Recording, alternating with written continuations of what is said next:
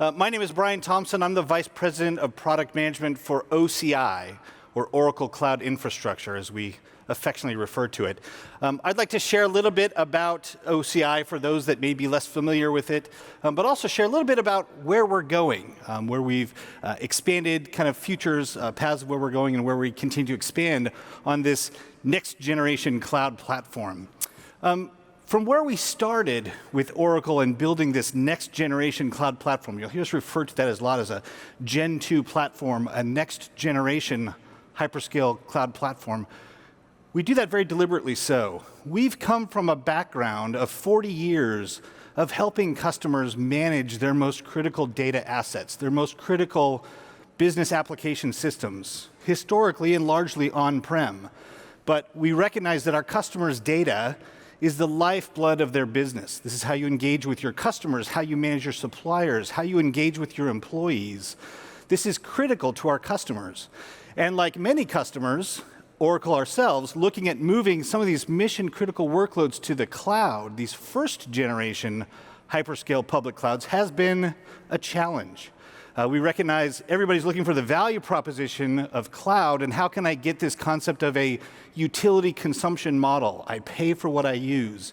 I have theoretically limited or limitless capacity, the elasticity to scale my workloads, consume resources without the traditional step function of investment in that infrastructure. However, those first-generation hyperscale clouds left behind some of the core components or tenets that we knew our customers needed when trying to run mission-critical applications in the cloud. And that's why we developed OCI, or this next-gen hyperscale public cloud, to serve these customers and these more complex mission-critical workloads, embracing those key values that customers were seeing from first-generation clouds with that elasticity and the ability to scale self-service capabilities, but bringing in those core tenets that we feel in working with our customers were critical to enabling their workloads.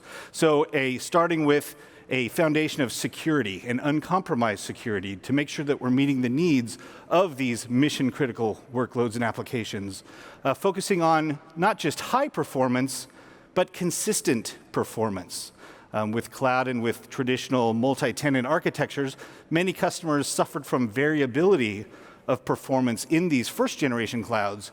We sought to build a next-generation cloud that mitigates that noisy neighbor syndrome and can provide not just high performance, but consistent performance that enterprise workloads really count on. We also, of course, focus on those superior economics. How do we deliver straightforward pricing and a simple consumption model where customers aren't surprised by hidden charges or variability of charges that weren't as straightforward as they're looking to consume these services? And then, of course, embracing an open ecosystem. How do we make this the best platform to run Oracle and mission-critical workloads, but also embracing open standards and other tooling and services that customers need to leverage in building cloud-native applications and next-generation services that they're looking to leverage from the cloud. Oracle has brought together as a comprehensive cloud strategy, delivering not just this underlying infrastructure and starting with those core building blocks of IaaS, or traditional infrastructure as a service, bare metal compute, virtual machines, storage, networking, all the services that customers need to run this infrastructure, but of course delivering that rich data management layer and services around that, helping our customers ingest, manage their data, and then gain insights from that data by leveraging on top of that our full suite of enterprise applications, bringing in net new cloud-native technologies as they're looking to develop new capabilities on top of these platforms. And then, of course, embracing an open ecosystem of partner relationships, third-party components that can be leveraged to build full solutions and help customers, again, expand and grow on their platform. We, of course, deliver this not just in the cloud and building on on-prem capabilities with things like our Cloud at Customer to enable hybrid and now even multi-cloud types of strategies, which we'll talk about a little bit more. As we think about the European market in particular, looking at the Forbes Global 2000, there's 423 companies in that scale that are European-based, and of those, 75% use Oracle today. there's actually 63% of those are actually already using Oracle Cloud Services. So this is a market and a customer base that we understand well and we continue to serve, helping them now continue down that cloud journey and leverage these emerging technologies. Many of these customers are already leveraging our next generation OCI cloud as well. Some of those are here in the audience or have joined us at OpenWorld Europe this week. And we thank them, and we'll hear some from our customers later today with some of their success. We talk about OCI and expanding rapidly. Those that may have joined us last year or have been a part of this next generation cloud journey will recognize how rapidly we've expanded. This time a year ago, we actually had 4 regions live. OCI has been around for a while longer before that. We've invested a significant amount of time in the engineering and operations it takes to actually build out, deploy, and scale new regions very quickly, but in a consistent and scalable fashion. These are not hand-rolled, crafted regions. We actually provide our full suite of services and capabilities with each one, and we focused very hard on scaling out rapidly to make sure that we can serve customers in the geographies that they need, and with the ability to provide full DR types of scenarios within geopolitical boundaries. You'll notice in the last year alone, in fact, in the last 5 weeks, we've launched 5 new regions within the OCI network, providing, in many cases, additional regions within the same geopolitical boundary so that customers can establish a full disaster recovery scenario leveraging cloud resources, and their data never has to traverse any of those boundaries. If you look at continue that theme of expansion, by the end of this calendar year, we expect to have 36 distinct cloud regions live around the world. So we will continue to expand this network, this footprint, again, giving our customers the capability to deploy the resources where they need it, to be close logically or physically to their customers, their end users, and of course, in the geos that they need it. Building on that theme, we've also focused on bringing new services and capabilities to the OCI cloud. We've started with, again, that investment of delivering rock-solid infrastructure. How do we deliver best-in-breed building blocks around compute, networking, and storage, building on our rich legacy and heritage of data management and providing complex and scalable solutions for customers to ingest and manage their data, and then leverage that data. How do they extend or augment their systems on top of that? How do we build out or let them leverage rich applications that Oracle provides, their mission-critical apps, exposing or learning from their data using BI and analytics types of tools.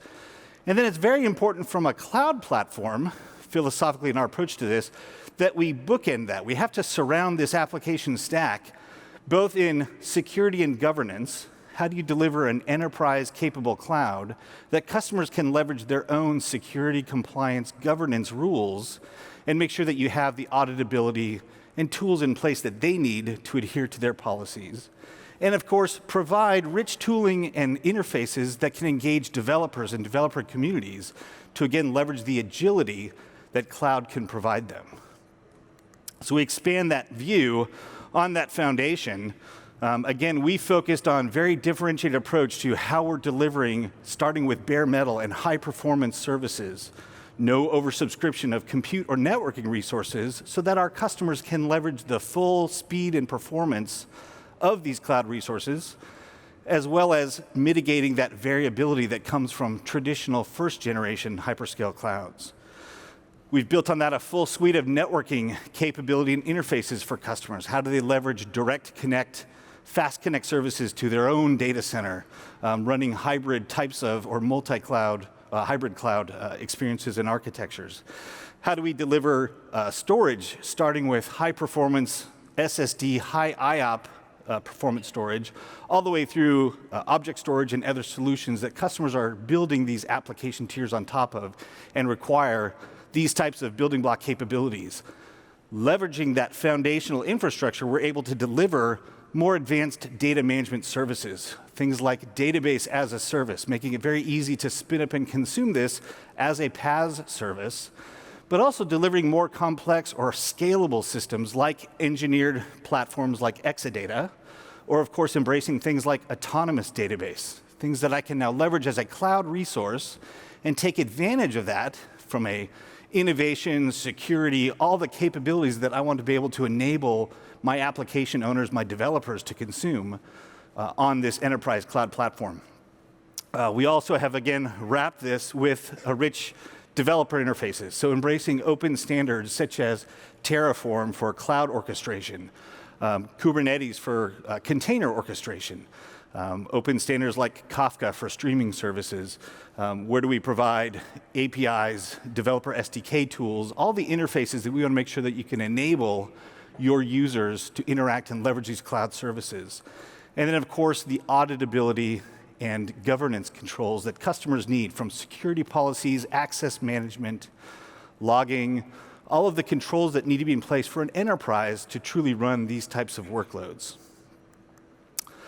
Now, if we talk about where we're going and the promise of cloud, starting with that concept of you only have to pay for what you use. Well, this is true in that value of utility consumption. I can scale up and scale down resources, but in practice, that still comes in blocks. Today, when I provision cloud resources from a compute context, let's start talking there, of course, I'm asked to choose from predefined shapes and sizes. This is so as a cloud operator, I can bin pack how I'm operating this platform, and I can provide you shapes that allow me to more easily play Jenga and fill up my physical resources. In practice, that means I'm forced to provision virtual instances that may or may not fit the actual needs of my workload. I'm forced to over-provision on compute in order to meet the memory needs that I have for my application. Or vice versa, I'm forced to over-provision memory or local storage in order to get the actual compute resources that my workload needs. Well, imagine if you had true elasticity where I could tailor each of my instances to only use the resources that I actually need. Scaling compute resources, actual cores that I want to allocate to this, or memory independently, not tied to a block size, and not forcing me to reboot or redeploy that actual workload.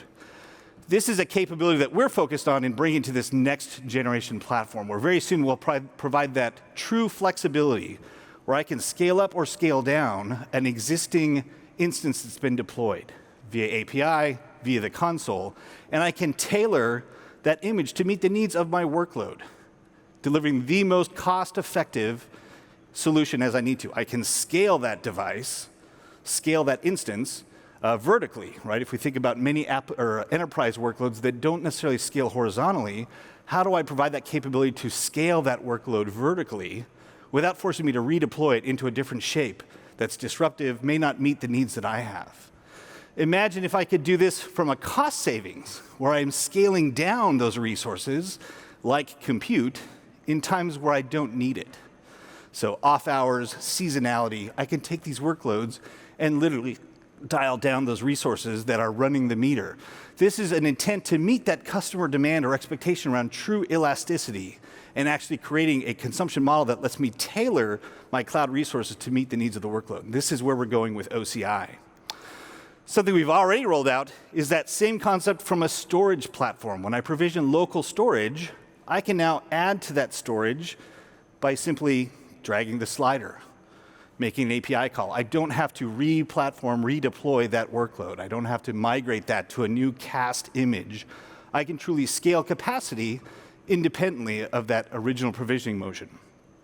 I can also leverage that concept saying, maybe I don't need the full capability in IOPS that Oracle already provides me today. One of the key premises with OCI as we released it was to provide consistently fast, high-performance storage. So we deliver an inordinate amount of IOPS to each virtual machine, each bare metal server when you provision locally, than any other cloud platform provider.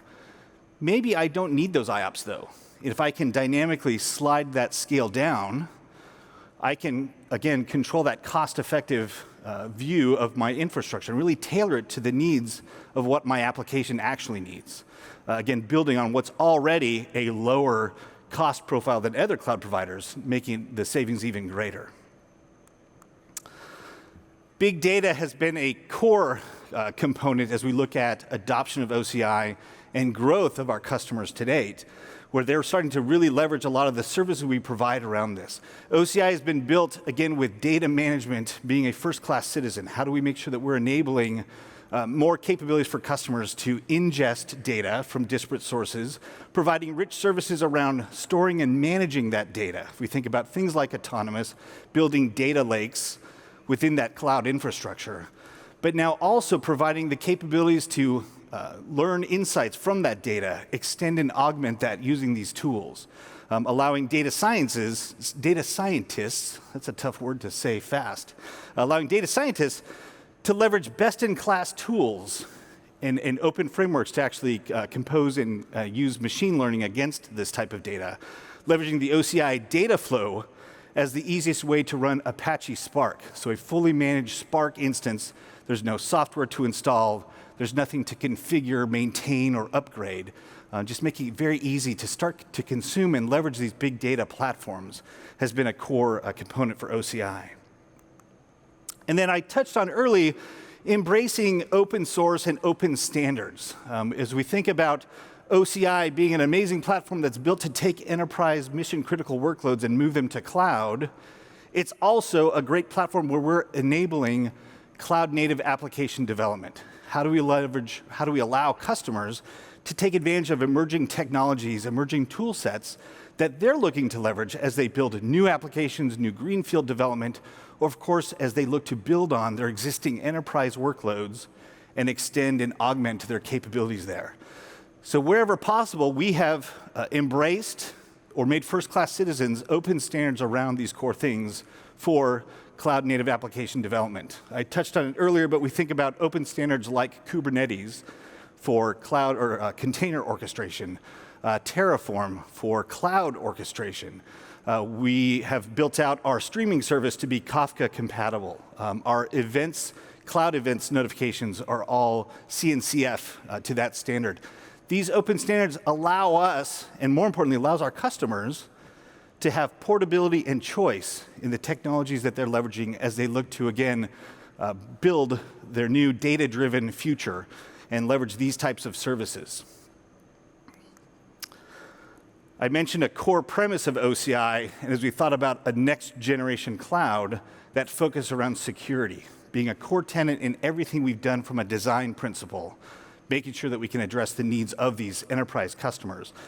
This has been that philosophy that guides all of our engineering work around this. Every service that's built adheres to our security profile and makes sure that we can enable these types of experiences for our customers. We believe that the cloud platform should provide these mechanisms to help customers secure all of their resources running in the cloud, and that this is an always-on security premise. Always focus to that. Start with a deny-all type of view, and then work constructively with our customers through that. We believe that the cloud, as the provider, we should be doing everything we can as autonomously as possible. How do we help with automated services that help monitor, identify, and attack or address in a 24/7 automated fashion? You don't want humans responsible for maintaining these things. Wherever possible, you want to automate this and allow machines to be detecting and protecting these boundaries. With that, we focused on a different approach to providing cloud security around these services themselves. Last year, there was a very public breach from Capital One, where they had a data breach.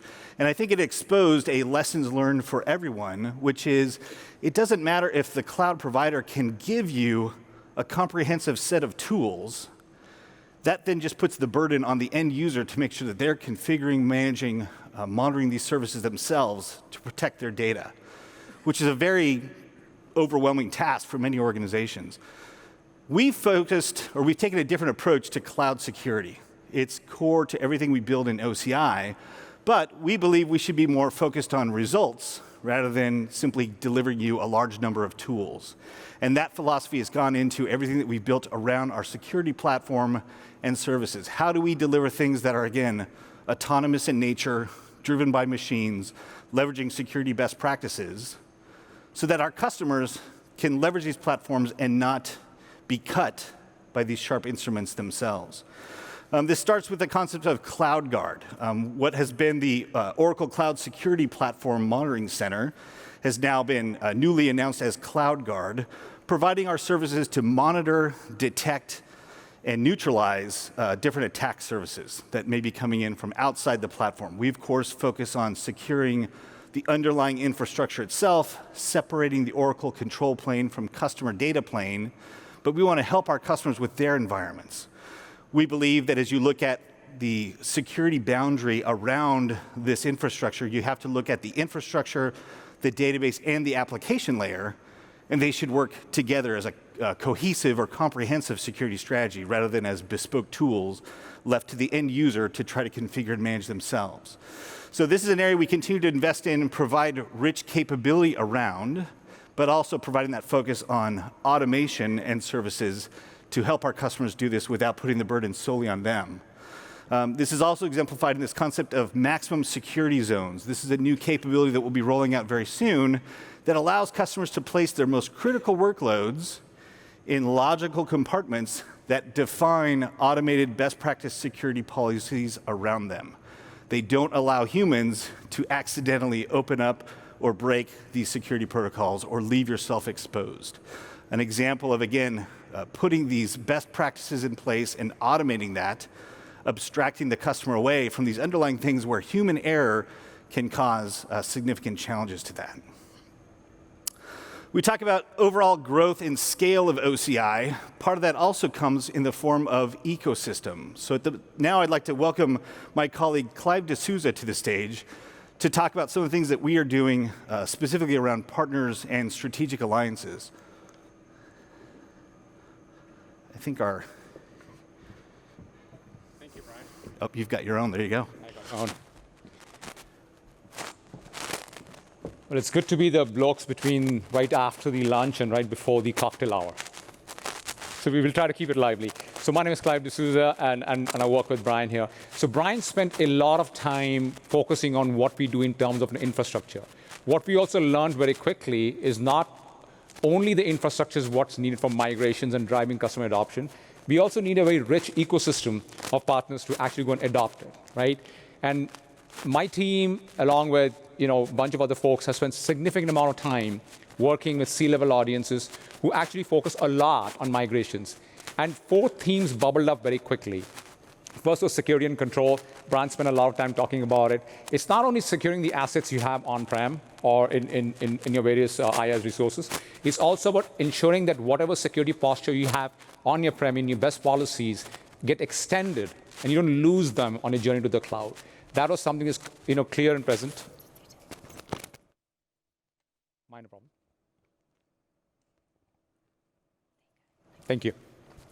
Sorry about that. And then the other challenges most of the large organizations face today is if you look at any large enterprise, they have significant investments, be it an IT center of excellence, or they have a security organization which focuses on building policies, best practices. As they go to the cloud, they don't want to rip and replace, right? There's a lot of things which have worked for them on the cloud, and which they on-prem, which they want to extend to the cloud. And finally, from a migration perspective, for the majority of the workloads, they want a like-to-like migration. So what we did with that, essentially, is focused on 2 large partnerships, and I'll spend time talking about each of them. A little before Oracle World last year, we announced our partnership with Azure. And essentially, what we have done at a high level is we have enabled interoperability between 2 clouds, right?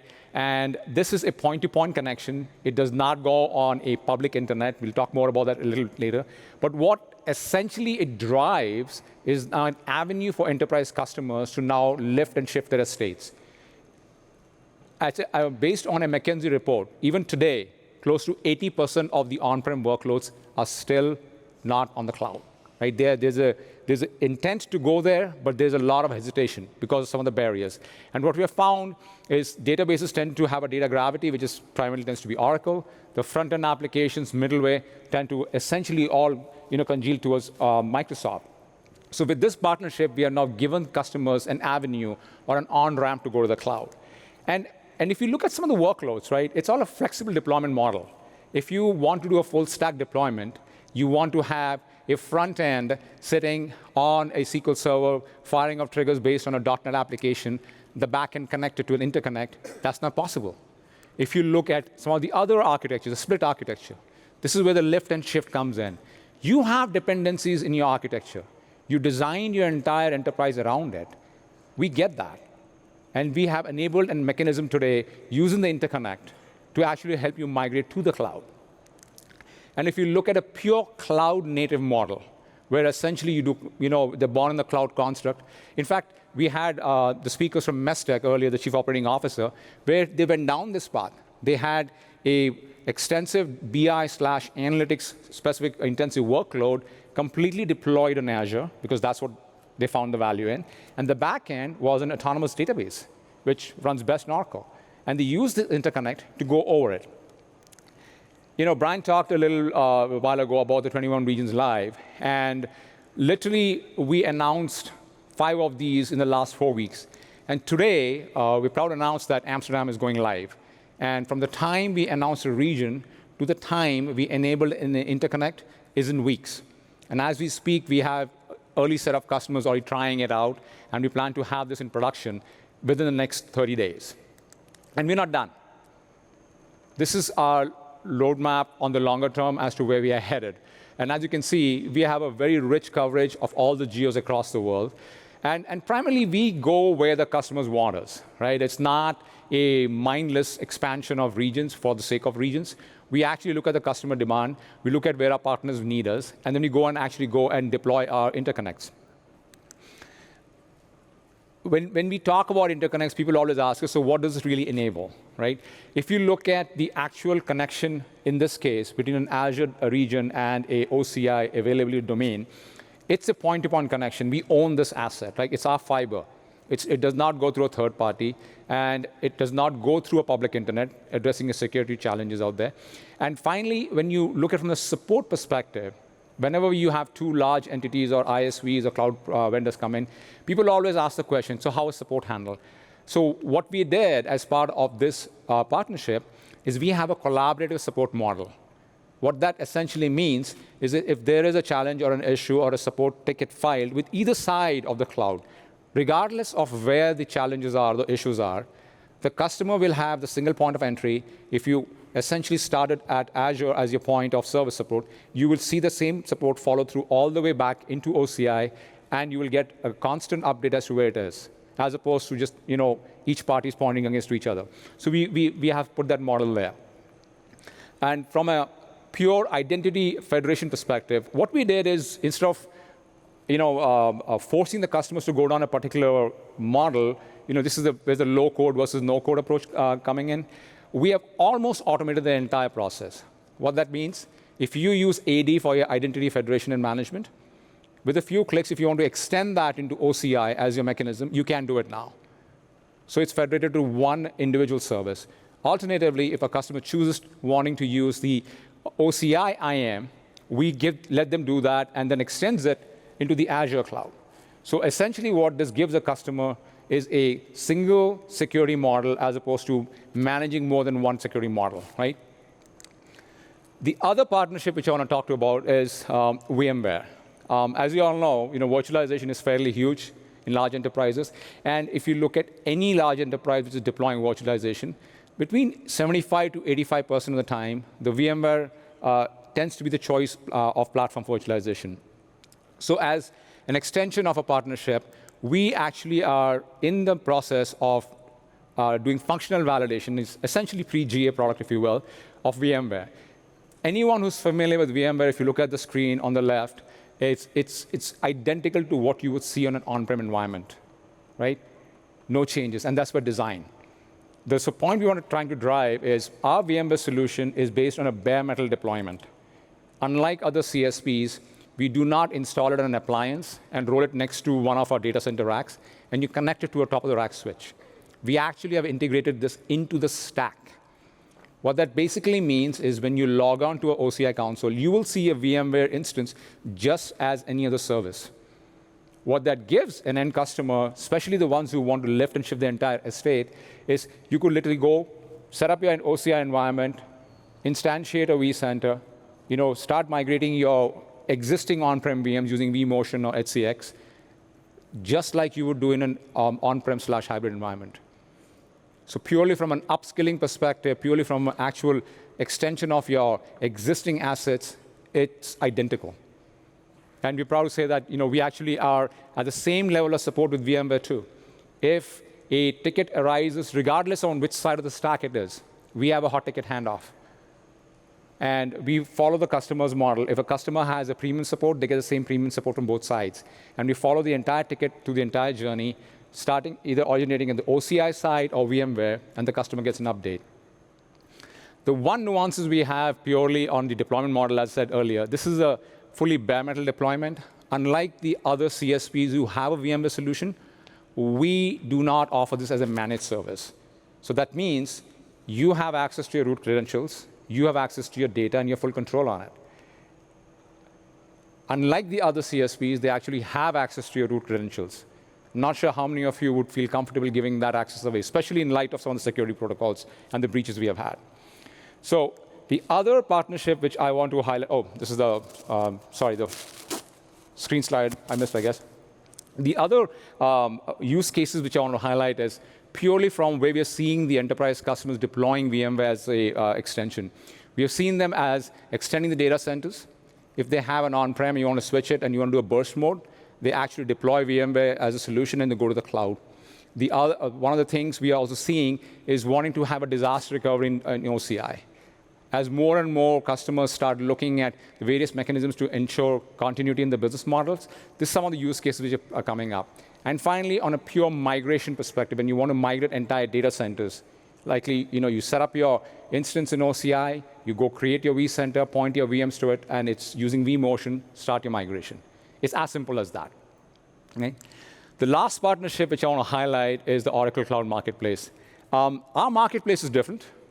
In the grand scheme of things, if you look at our marketplace, you will not see thousands and thousands of listings in there. And that's purely designed very deliberately based on what the enterprise needs. We have designed the marketplace for the enterprise. Right? We don't believe in just stuffing a whole bunch of services out there and no one buys them. It's not about extensive choice. It's about what is really needed by the enterprise. It offers free listings. So if you have a partner product out there, you can just go and start subscribing to it. You just pay for what you use in a pay-as-you-go model. If you have an existing license, the same construct applies. You can bring your product to the cloud, just pay for the underlying infrastructure. And ISVs can now, it's a new feature, go and list the product in OCI Marketplace, and depending on the pricing model, get paid for it. Right? It's generally paid by the hour per OCPO. So at a very high level, this is the partnerships we have set. Bryan talked about having one of the world's best enterprise-grade infrastructure. We are now leveraging what we think we need from a partnership perspective to make this entire vision coming true, to drive additional migrations. So with that, I'm going to hand it up to Bryan.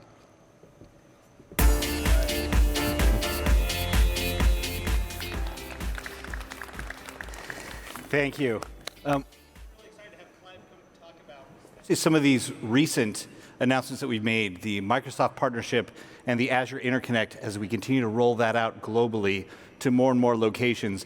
It's part of this theme that you'll really see where we focused on helping customers with OCI in this next generation platform, embracing both those core components that customers need to lift and shift. How do they move their enterprise workloads that have traditionally been on-prem?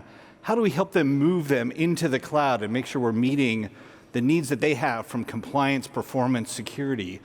But once you're there, once you've made that step into the cloud, how do we surround that data with the rich tooling, tool chain, cloud-native services, components that customers are looking to leverage to expand and go beyond that? How do they use things like AI and ML to gain new insights to their data, create new systems of engagement with their customers, with their suppliers, with their employees?